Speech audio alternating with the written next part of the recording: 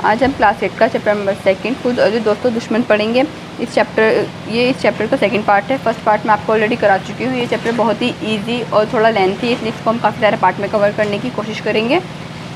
और ये चैप्टर ना बहुत ही आपकी नॉर्मल लाइफ से भी ना बहुत ज़्यादा रिलेटेड है। इस चैप्टर को आप अच्छे से पढ़ लें, आपको चैप्टर आगे जाके भी बहुत काम देने वाला है।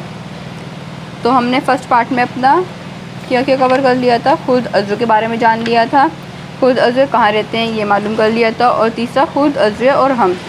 तो हम यहीं से शुरू करते हैं आज का ये वीडियो। खुद अज़्र और हम। खुद अज़्र हमारी ज़िंदगी में एक अहम किरदार अदा करते हैं। इनमें से कुछ हमारे लिए मुफीद हैं और कुछ नुकसानदा और बीमारियों का सबब है। आइए इनका तफसीली मुताला करें। ज़रूरी नहीं है हमारे जो खुद अज़्र हैं हमारे लिए बुरे ही साबित हो। कुछ खुद अज़्र ऐसे भी होते हैं जो हमारे फ़ायदे के लिए ही होते हैं, ठीक है ना। दोस्ताना खुद अज़्र। अब हम पढ़ेंगे दोस्ताना खुद अज़्र के बारे में। खुद अज़्र का इस्तेमाल मुख्तलिफ़ मक़ासद के लिए किया जाता है। इनका इस्तेमाल दही, ब्रेड और केक बनाने के लिए भी किया जाता है। कदीम ज़माने से ही खुद अज़्र का इस्तेमाल अल्कोहल बनाने में किया जाता है। कदीम मतलब काफ़ी टाइम से ही ना जो खुद अज़्र हैं उनका इस्तेमाल क्या बनाने में करा जाता है, अल्कोहल मतलब ये बियर वगैरह बनाने में करा जाता है। माहौल को साफ़ रखने के लिए भी इनका इस्तेमाल किया जाता है। मिसाल के तौर पर नामियाती फजला, सब्जियों के छिलके, जानवरों के बाक़ियात और फजला को बैक्टीरिया के ज़रिए बगैर नुकसानदा और काबिल इस्तेमाल अशिया में तहलील कर दिया जाता है। बैक्टीरिया के ही ज़रिए से हमारे जो वेस्ट होता है, घर का जो वेस्ट मटेरियल होता है, ये सब वेस्ट मटेरियल बैक्टीरिया के ज़रिए क्या कर दिया जाता है, तहलील कर दिया जाता है, ख़त्म कर दिया जाता है। याद कीजिए बैक्टीरिया का इस्तेमाल दवाएं बनाने में भी किया जाता है। ज़राअत में इनका इस्तेमाल नाइट्रोजन फिक्सेशन के ज़रिए मिट्टी को ज़रखेज़ी बनाने के लिए किया जाता है। सबसे पहले उन्होंने क्या बताया, माहौल को साफ़ रखने के लिए हम खुद अज़्र का इस्तेमाल करते हैं। दूसरा, जो हमारे घर के फजलात वगैरह होते हैं, सब्ज़ियाँ वगैरह, इनको तहलील करने में हम कुछ बैक्टीरिया हमारे लिए फ़ायदेमंद होते हैं। और इंडस्ट्रीज़ नहीं, खेती बाड़ी के कामों में भी बैक्टीरिया क्या करता है, मिट्टी को ज़्यादा ज़रखेज़ बनाता है नाइट्रोजन फिक्सेशन करके। नाइट्रोजन फिक्सेशन की कहानी मतलब आगे टॉपिक है, उसने हम वहाँ कवर करेंगे ठीक से। दही और ब्रेड का बनाना।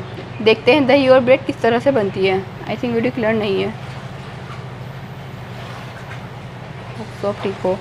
आपने 7वीं जमात में पढ़ा है कि बैक्टीरिया दूध को दही में तब्दील कर देता है।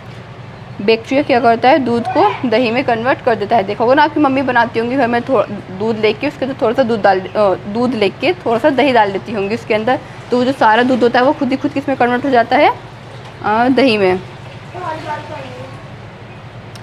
दही में मुताद्दिद खुद अज़्र होते हैं। इनमें से लैक्टोबैसिलस बैक्टीरिया दही को जमने में मदद करता है। दही में क्या होता है, काफ़ी सारे मतलब माइक्रो ऑर्गेनिज्म होते हैं, लेकिन इनमें से कौन सा वाला बैक्टीरिया दही के जमने में मदद करता है, लैक्टोबैसिलस।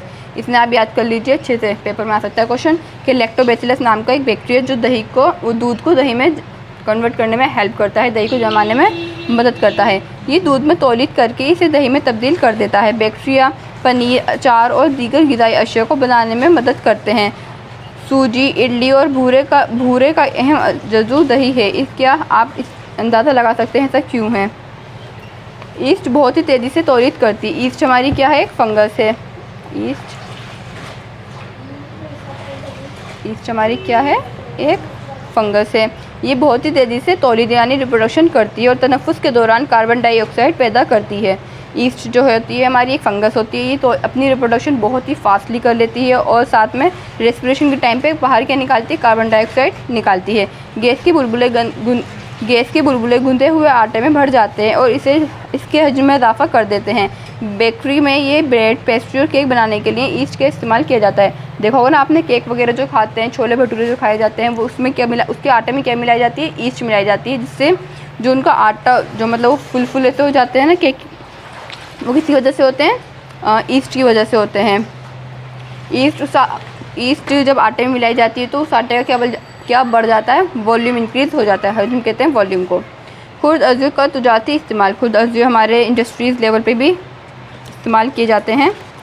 बड़े पैमाने पर अल्कोहल, शराब और एसिटिक एसिड सिरका बनाने में खुद अज़्र का इस्तेमाल किया जाता है, जो गेहूँ, चावल और फलों के रस में मौजूद कुदरती शक्कर में ईस्ट को उगाया जाता है जिससे तजारती पैमाने पर अल्कोहल शराब तैयार की जाती है। बड़े पैमाने पर शराब और ये अल्कोहल वगैरह तैयार किसके ज़रिए करी जाती है? ईस्ट के ज़रिए तैयार की जाती है। आज वीडियो बहुत ज़्यादा हिल रही है। ये अल्कोहल की बू है जो ईस्ट के ज़रिए चीनी के अल्कोहल में तब्दील होने की वजह से पैदा होती है। चीनी के अल्कोहल में तब्दीली का ये अमल तख़मीर फर्मेंटेशन कहलाता है। फर्मेंटेशन की डेफिनेशन याद करेंगे। चीनी की अल्कोहल में तब्दीली का ये अमल क्या कहलाता है? फर्मेंटेशन। चीनी का किस में कन्वर्ट होना? अल्कोहल में कन्वर्ट होना फर्मेंटेशन कहलाता है। लुईस पास्चर ने 1857 में तख़मीर की खोज की थी। फर्मेंटेशन की खोज किसने की थी? हमारे लुईस पास्चर नाम के एक साइंटिस्ट थे। उन्होंने हमें फर्मेंटेशन बताया था कि क्या होती है। वही किस ईयर में थी? उन्होंने 1857 खोज की थी। खुर्द अज़िया और अदवाती इस्तेमाल। खुर्द अज़िया का जो मैंने आपको पिछली वीडियो में बताया था कि कुछ खुर्द अज़िया माइक्रो ऑर्गेन्स में से होते हैं जो दवाई वगैरह बनाने में काम आते हैं, तो अब उनके बारे में पढ़ लेते हैं। जब कभी आप बीमार हो जाते हैं तो डॉक्टर आपको एंटीबायोटिक्स, गोलियां, कैप्सूल या पेनिसिलिन का इंजेक्शन देता है। इन दवाओं के ज़रिए खुर्द अज़ुए हैं ज़रिया ये दवाएं बीमारी फैलाने वाले खुर्द अज़ुए को ख़त्म कर देती हैं या इनकी नमू को रोक देती हैं। जो दवाएं होती हैं वो क्या करती हैं? खुर्द अज़ुए को या तो माइक्रो ऑर्गेन्स को बिल्कुल ख़त्म कर देती हैं या फिर उनकी जो ग्रोथ होती है उसको रोक देती हैं। इस किस्म की दवाएं एंटीबायोटिक्स कहलाती हैं। एंटीबायोटिक्स की डेफिनेशन क्या है?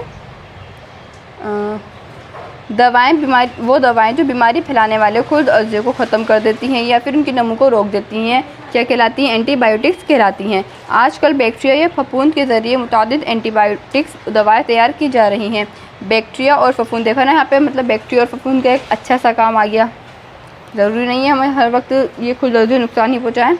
बैक्टीरिया और फफूंद के ज़रिए मुतादिद एंटीबायोटिक दवाएं तैयार की जा रही हैं, जैसे स्ट्रेप्टोमाइसिन, टेट्रासाइक्लिन, इरिथ्रोमाइसिन। आमतौर से इस्तेमाल में आने वाली एंटीबायोटिक्स है। इन्हें फफूंद और बैक्टीरिया से हासिल किया जाता है।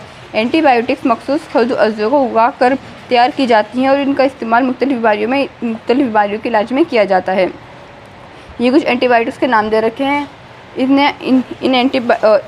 इन दवाओं के नाम आपने याद कर लेने हैं अच्छे से। सबसे पहली एंटीबायोटिक्स का नाम स्ट्रेप्टोमाइसिन, दूसरा टेट्रासाइक्लिन और तीसरी इरिथ्रोमाइसिन। ये बैक्टीरिया फफूंद से हासिल की जाती हैं।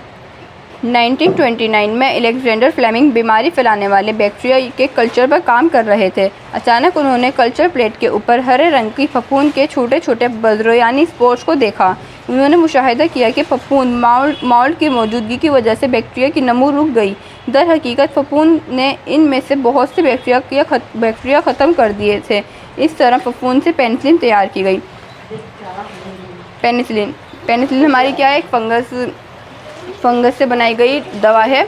ये किस तरह से, मतलब अलेक्जेंडर फ्लेमिंग नाम के एक साइंटिस्ट थे। ये बैक्टीरिया के कल्चर पे स्टडी कर रहे थे। इन्होंने क्या देखा, कुछ जहाँ बैक्टीरिया कोई प्लेट में थे, कल्चर प्लेट में, वहाँ पे कुछ फफूंद भी उग गया। उस फफूंद के आने की वजह से जिस बैक्टीरिया पे स्टडी कर रहे थे उन बैक्टीरिया की ग्रोथ रुक गई या फिर वो ख़त्म हो गए।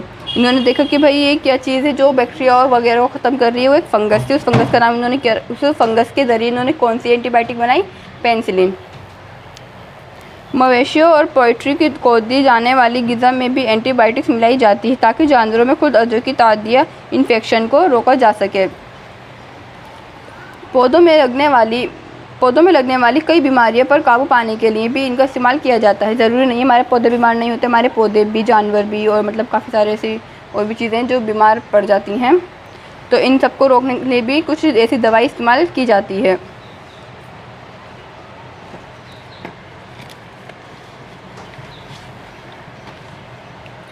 वैक्सीन, टीका। क्या होता है टीका? कोरोना की वैक्सीन तो होप सबके लग चुकी होगी अब तक। बच्चों को टीका क्यों लगाए जाते हैं? जब बीमारी फैलाने वाले खुर्द अज़ुए हमारे जिस्म में दाखिल होते हैं तो इनसे लड़ने के लिए हमारा जिस्म क़ुव्वत मादियात एंटीबॉडीज़ पैदा करता है। जिस्म को ये भी याद रहता है कि अगर ये माइक्रोब हमारे जिस्म में दोबारा दाखिल हो जाए तो इससे किस तरह मुकाबला करना है। लिहाजा अगर मुर्दा या कमज़ोर किस्म के माइक्रोब सेहतमंद जिस्म में दाखिल कर दिए जाएँ तो जिस्म मुनासिब एंटीबॉडी पैदा करके उन्हें ख़त्म कर देता है। ये एंटीबॉडी हमारे जिस्म में बरकरार रहती है और हम बीमारी फैलाने वाले खुर्द अज़ुओं से महफूज हो जाते हैं। टीका वैक्सीन इस तरह काम करता है। हैज़ा क्लोरा टीका मतलब वैक्सीन, आपको बचपन में वैक्सीन लगी होंगी ना, किस किस की वैक्सीन लगाई जाती है? हैज़ा की वैक्सीन लगाई जाती है, टीबी की लगाई जाती है, चेचक, स्मॉल पॉक्स की, हेपेटाइटिस जैसी कई बीमारियों को टीकों के ज़रिए रोका जा सकता है। इनमें मैं अपने वैक्सीन का बता देती हूँ कि मतलब इन्होंने क्या बोला है वैक्सीन में। जैसे कोई हमारा ये पर्सन है, ये बहुत गंदा सा लग रहा है, तो इसमें ना जैसे ये हेल्दी पर्सन है,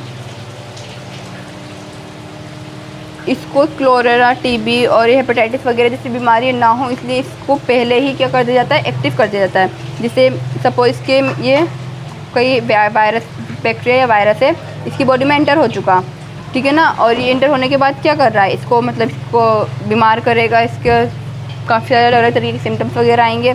बीमार होने के बाद ये क्या कुछ दवाई वगैरह देखिए ख़त्म हो जाएगा, लेकिन इसके अंदर कुछ एंटीबॉडीज़ फॉर्म हो जाती हैं। किसके अगेंस्ट? इस जो भी बैक्टीरिया वगैरह है इसके अगेंस्ट एंटीबॉडीज़ फॉर्म हो जाएंगी। बाई चांस अगर ये दोबारा ये बैक्टीरिया इसकी लाइफ में दोबारा अटैक करेगा तो ये क्या करता है, उसने पहले ख़त्म कर देता है। मतलब वो ना याद रखा जाता है कि एक बार धोखा खा लिया लेकिन दूसरी बार धोखा नहीं खाने के। इसी तरीके से वैक्सीन का काम होता है। सबको कोरोना की वैक्सीन लगाई जा रही है, आपके कोई लोग ये कह रहे हैं कि जानबूझ के कोरोना डाला जा रहा है और लोगों को बीमार करा जा रहा है, ऐसा कुछ नहीं है। इसमें क्या होता है, पर हम हेल्दी पर्सन को ना मरा हुआ वायरस दिया जा रहा है, मतलब डेड वायरस डाला जा रहा है उनकी बॉडी में, ताकि उनकी बॉडी को लगे कि हाँ इसके अंदर कुछ पैथोजन वगैरह एंटर कर चुका है, बॉडी को नुकसान पहुँचाया जा सकता है। इसलिए बॉडी खुद को क्या करती है, तैयार कर लेती है अपना आप ही कि भाई मेरे को ना मतलब उस वायरस के अगेंस्ट अपना आप को तैयार कर लेती है। बाई चांस अगर कहीं से असली वाला बैक्टीरिया आपके बॉडी में, असली वाला वायरस वगैरह आपकी बॉडी में आ गया तो जो हमारी बॉडी ने अपने अंदर क्या बना रखी थी, एंटीबॉडीज़ बना रखी थी, वो उस पर अटैक करके उसने ख़त्म कर देता है। होप तो आपने कुछ समझ में आ गया हो, कोशिश तो मैंने बहुत ही समझाने की। कोई नहीं, मैं आपको नेक्स्ट वीडियो में दोबारा बता दूँगी। ये वीडियो काफ़ी ज़्यादा लेंथी हो चुकी है। नेक्स्ट वीडियो में फिर से वैक्सीन टीका के बारे में पढ़ेंगे, ठीक है ना। और आप उसने वीडियो को भी ज़रूर देख लेना, चैप्टर बहुत ही अच्छा है और बहुत ही ईजी भी है। काफ़ी लेंथी चैप्टर है लेकिन ये कोई बात नहीं, चैप्टर को पूरा करके जाना है। बाय।